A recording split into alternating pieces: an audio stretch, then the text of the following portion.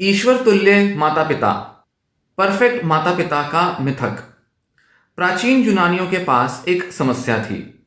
देवता mount Olympus के ऊपर अपने अलौकिक खेल के मैदान से नीचे देखते थे और यूनानियों की हर हरकत पर फैसला सुनाते थे। और अगर देवता खुश नहीं होते थे तो वे दंड देने में तत्पर रहते थे। उन्हें दयालु होने की जरूरत नहीं थी, उन्हें न्यायपूर्ण होने की जरूरत भी नहीं थी, उन्हें सही होने की भी जरूरत नहीं थी। वास्तव में वे बिल्कुल तर्कहीन हो सकते थे।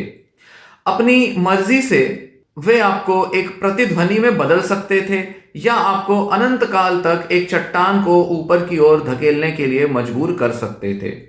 कहने की जरूरत नहीं है कि इन शक्तिशाली देवताओं की अनिश्चितता, अनप्रिडिक्टेबिलिटी ने उनके नश्वर अनुयायियों के बीच काफी डर और भ्रम पैदा किया।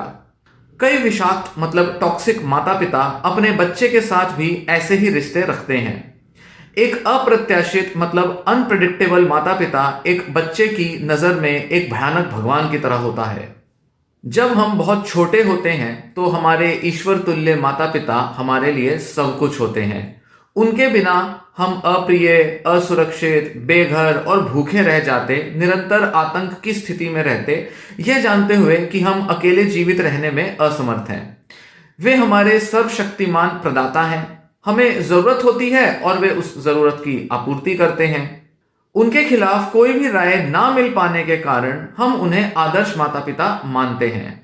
जैसे जैसे हमारी दुनिया हमारे पालने के दायरे से आगे बढ़ती है, हम उन विशाल अज्ञात परिस्थितियों और लोगों के खिलाफ बचाव के रूप में पूर्णता की इस छवि को बनाए रखने की आवश्यकता विकसित करते हैं। मतलब पेरेंट्स के परफेक्शन की एक इमेज बनाने के लिए एक जरूरत होती है, क्योंकि इन अनिश्चितताओं का हम लगातार सामना करते रहते हैं। जब तक हम मानते हैं कि हमारे माता पिता परिपूर्ण हैं, परफेक्ट हैं, हम सुरक्षित महसूस करते रहते हैं। अपने जीवन के दूसरे और तीसरे वर्ष में हम अपनी स्वतंत्रता का दावा करना शुरू करते हैं। हम शौचालय प्रशिक्षण का विरोध करते हैं और अपने 2 नंबर का आनंद लेते हैं। मतलब कपड़ों में 2 नंबर मतलब पॉटी कर देने से मजा आता है बच्चे को। हम ना कहने की आदत को अपनाते हैं क्योंकि यह हमें अपने जीवन पर कुछ नियंत्रण रखने की अनुमति देता है। जबकि हाँ केवल एक मौन स्वीकृति है। मतलब कुछ नहीं बोला तो हाँ है इसका मतलब। हम एक अनूठी पहचान विकसित करने, अपनी इच्छा स्थापित करने के लिए संघर्ष करते हैं। माता पिता से अलग होने की प्रक्रिया यौवन और किशोरावस्था के दौरान अपने चरम पर पहुंचती है, जब हम माता पिता के मूल्यों, प्राथमिकताएं और अधिकार का सक्रिय रूप से सामना करते हैं। एक उचित रूप से स्थिर परिवार में, एक स्टेबल फैमिली में माता पिता इन परिवर्तनों से होने वाली चिंता का सामना करने में सक्षम होते हैं। अधिकांश भाग के लिए वे अपने बच्चे की उभरती हुई स्वतंत्रता को अगर प्रोत्साहित नहीं तो सहन करने का प्रयास तो जरूर करेंगे। ऐसा मानना कि यह सिर्फ एक चरण है, मतलब ये बस लाइफ का एक फेज है, समझदार माता पिता के लिए एक आश्वासन का मानक बन जाती है, जो अपने स्वयं के किशोरावस्था के वर्षों को याद करते हैं और भावनात्मक विकास के एक सामान्य चरण के रूप में विद्रोह की सराहना करते हैं। विषाक्त मतलब टॉक्सिक माता पिता इतने समझदार नहीं होते। शौचालय प्रशिक्षण से लेकर किशोरावस्था तक वे विद्रोह या यहां तक कि व्यक्तिगत मतभेदों को भी व्यक्तिगत हमले के रूप में देखते हैं। वे अपने बच्चे की निर्भरता और असहायता को मजबूत करके खुद का बचाव करते हैं। स्वस्थ विकास को बढ़ावा देने की बजाय वे अनजाने में इसे कमजोर करते हैं, अक्सर इस विश्वास के साथ कि वे अपने बच्चे के सर्वोत्तम हित में कार्य कर रहे हैं। वे यह चरित्र का निर्माण करता है या उसे सही और गलत सीखने की जरूरत है जैसे वाक्यांशों का उपयोग कर सकते हैं। लेकिन नकारात्मकता के उनके शस्त्रागार मतलब वेपन्स वास्तव में उनके बच्चे के आत्मसम्मान को नुकसान पहुंचाते हैं, किसी भी उभरती हुई स्वतंत्रता को क्षतिग्रस्त करते हैं। चाहे ये माता पिता कितना भी माने कि वे सही हैं, उनकी नफरत, उग्रता और उनकी अचानकता से बच्चे हक्के बक्के रह जाते हैं। हमारी संस्कृति और हमारे धर्म माता पिता के अधिकार की सर्वव्यापकता को बनाए रखने में लगभग एकमत हैं। अपने पति, पत्नी, प्रेमी, भाई बहन, बॉस और दोस्तों पर गुस्सा व्यक्त करना स्वीकार्य है, एक्सेप्टेबल है। लेकिन अपने माता पिता से मुखरता से भिड़ना लगभग वर्जित है, प्रोहिबिटेड है।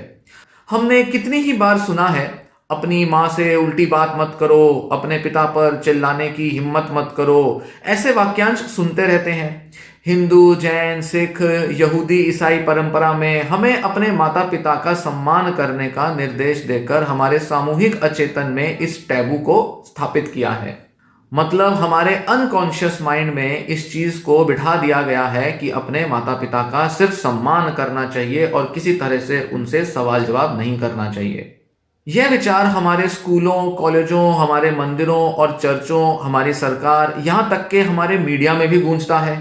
पारंपरिक ज्ञान के अनुसार, मतलब ट्रेडिशनल नॉलेज के बेसिस पे, हमारे माता पिता हमें नियंत्रित करने के लिए सशक्त हैं, क्योंकि उन्होंने हमें जीवन दिया है। बच्चा अपने ईश्वरीय माता पिता की दया पर निर्भर होता है और प्राचीन यूनानियों की तरह कभी नहीं जानता कि अगली बिजली कब गिरेगी। लेकिन टॉक्सिक माता पिता का बच्चा जानता है कि बिजली जल्द ही गिरने वाली है। यह डर गहराई से समाहित हो जाता है और बच्चे के साथ ही बढ़ता जाता है। हर वयस्क के मूल में, कोर में, जिसके साथ पूर्व में दुर्व्यवहार किया गया है, जिसको कि मतलब बचपन में एब्यूज किया गया है, यहां तक कि उच्च उपलब्धि वाले वयस्कों में भी, जो हाई अचीवर्स हैं, उनमें भी एक छोटा बच्चा छिपा रहता है जो शक्तिहीन और भयभीत महसूस करता है। देवताओं को खुश करने की कीमत। जैसे जैसे बच्चे का आत्मसम्मान कम होता जाता है, उसकी निर्भरता बढ़ती जाती है और इसके साथ ही उसे यह विश्वास करने की जरूरत होती है कि उसके माता पिता उसकी रक्षा करने और उसे पालने के लिए मौजूद हैं। भावनात्मक हमले या शारीरिक दुर्व्यवहार को समझने का एक ही तरीका है कि बच्चा अपने टॉक्सिक माता पिता के व्यवहार की जिम्मेदारी स्वीकार करे। चाहे आपके माता पिता कितने भी टॉक्सिक क्यों ना हो, आपको उन्हें देवता मानने की जरूरत रहती ही है। भले ही आप एक स्तर पर समझते हो कि आपके पिता का आपको पीटना गलत था, फिर भी आप मान सकते हैं कि उनका यह व्यवहार उचित था। बौद्धिक समझ और अपरिपक्वता आपकी भावनाओं को यह समझाने के लिए पर्याप्त नहीं है कि आप जिम्मेदार नहीं थे। जैसा कि मेरे एक पेशेंट ने मुझे कहा, मुझे लगा कि वे परफेक्ट हैं, परिपूर्ण हैं, इसलिए जब उन्होंने मेरे साथ बुरा व्यवहार किया तो मुझे लगा कि मैं बुरा हूं। ईश्वरीय माता पिता में इस तरह का विश्वास रखने के दो केंद्र सिद्धांत हैं। मैं बुरा हूं और मेरे माता पिता ही अच्छे हैं। मैं कमजोर हूं और मेरे माता पिता मजबूत हैं। ये विश्वास इतने शक्तिशाली होते हैं जो आपके माता पिता पर आपकी शारीरिक निर्भरता से भी अधिक लंबे समय तक चल सकते हैं। ये बिलीव्स आपके फेथ को, आपके भरोसे को जीवित रखते हैं। मतलब आप मानते रहते हो कि हाँ, आपके पेरेंट्स परफेक्ट हैं, पर ये जो बिलीव्स हैं वे आपको उस दर्दनाक सच्चाई का सामना करने से बचाकर रखते हैं कि आपके ईश्वरीय माता पिता ने वास्तव में आपको तब धोखा दिया जब आप सबसे कमजोर थे। लेकिन अपने जीवन को नियंत्रित करने की दिशा में आपका पहला कदम खुद के लिए उस सच्चाई का सामना करना है। इसके लिए साहस की आवश्यकता होगी, लेकिन यदि आप यह वीडियो देख रहे हैं तो आपने पहले ही बदलाव के लिए प्रतिबद्धता जताई है।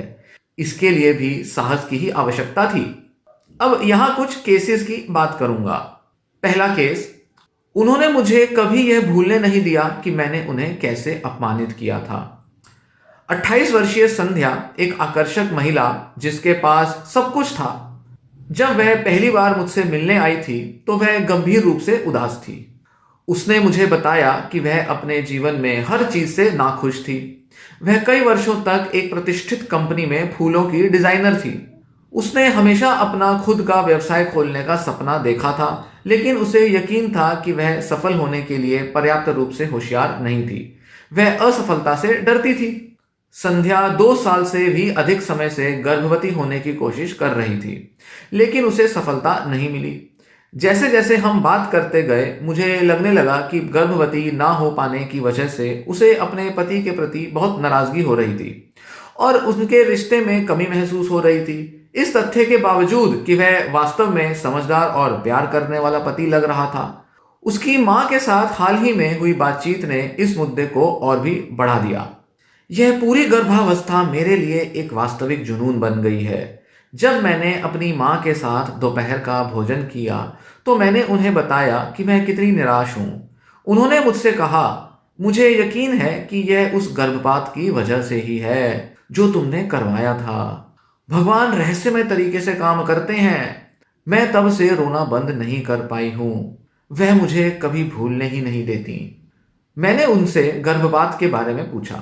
कुछ शुरुआती हिचकिचाहट के बाद उन्होंने मुझे कहानी सुनाई। यह तब हुआ जब मैं कॉलेज में थी। मेरे माता पिता बहुत सख्त पंडित थे, इसीलिए मैं सनातन स्कूल पढ़ने गई।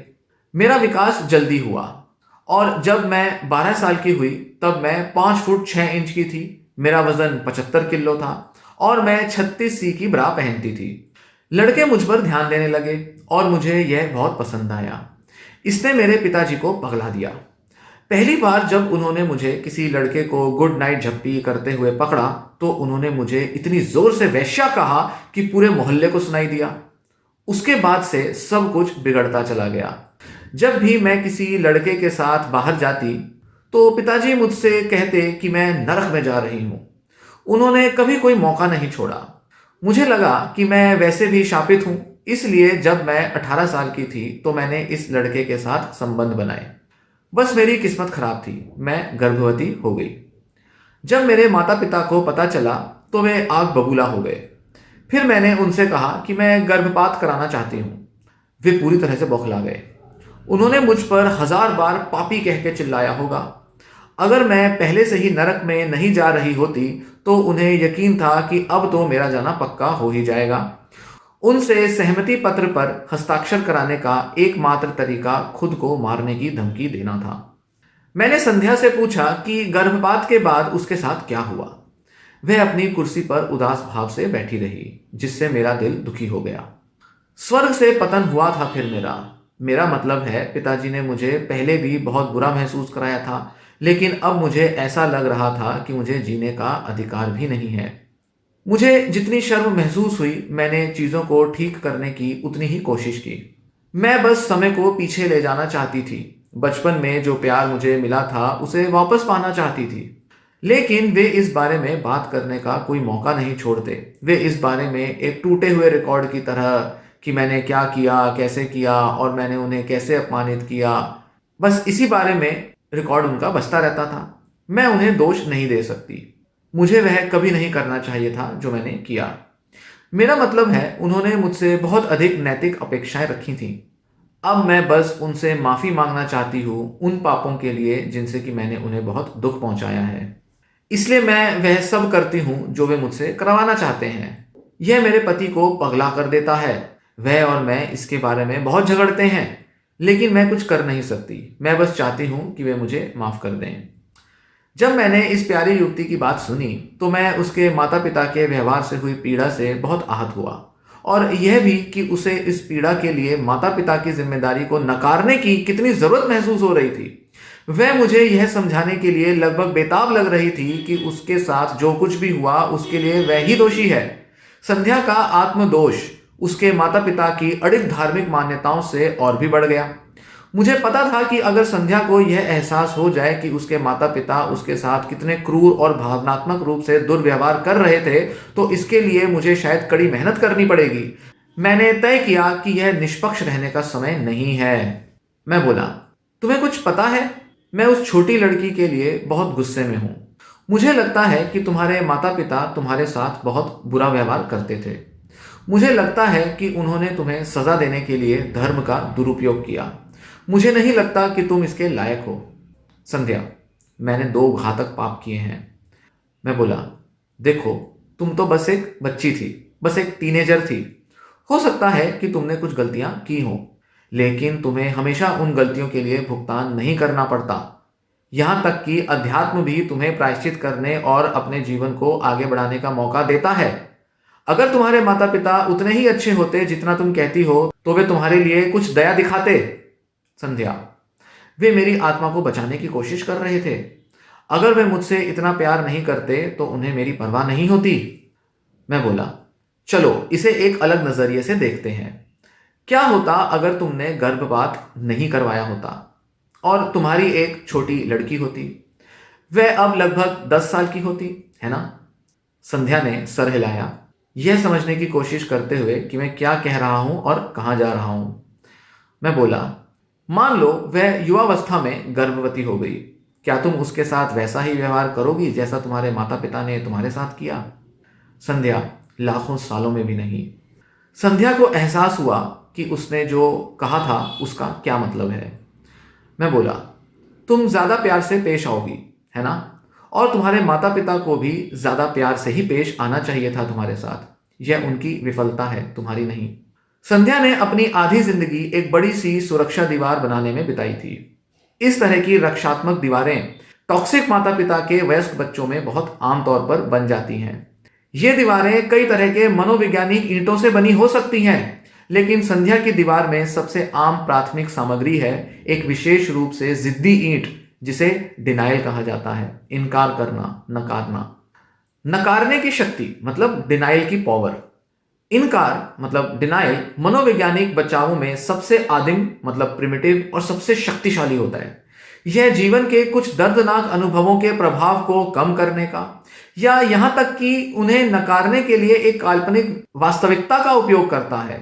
यह हम में से कुछ लोगों को यह भी भुला देता है कि हमारे माता पिता ने हमारे साथ क्या किया, जिससे हम उन्हें उनके पद पर बनाए रख पाते हैं। इनकार द्वारा मतलब डिनाइल के द्वारा प्रदान की गई राहत, रिलीफ ज्यादा से ज्यादा अस्थायी होती है, मतलब टेम्परेरी होती है, पर इस राहत की कीमत बहुत अधिक होती है। इनकार, डिनाइल हमारे भावनात्मक प्रेशर कुकर का ढक्कन है। जितना अधिक समय तक हम इसे चढ़ाकर रखेंगे उतना ही अधिक दबाव हम पर बनेगा। अभी या बाद में यह दबाव ढक्कन को खोलने के लिए बाध्य है और हम एक भावनात्मक संकट में हैं। जब ऐसा होता है तो हमें उन सच्चाइयों का सामना करना पड़ता है जिनसे हम बचने की इतनी बेताबी से कोशिश कर रहे थे, पर अब हमें अत्यधिक तनाव की स्थिति के दौरान उसका सामना करना पड़ रहा है। यदि हम अपने इनकार से, डिनाइल से पहले ही निपट सकें तो हम दबाव वेल्व को खोलकर भावनात्मक प्रेशर को आसानी से बाहर निकालकर संकट से बच सकते हैं। दुर्भाग्य से आपका खुद का इनकार ही, डिनाइल ही एकमात्र डिनाइल नहीं है जिसका आपको सामना करना पड़ सकता है। आपके माता पिता के पास अपने स्वयं की एक डिनाइल की पूरी प्रोसेस है, पूरी एक स्ट्रेटजी, पूरा एक मेथड है, प्रणाली है।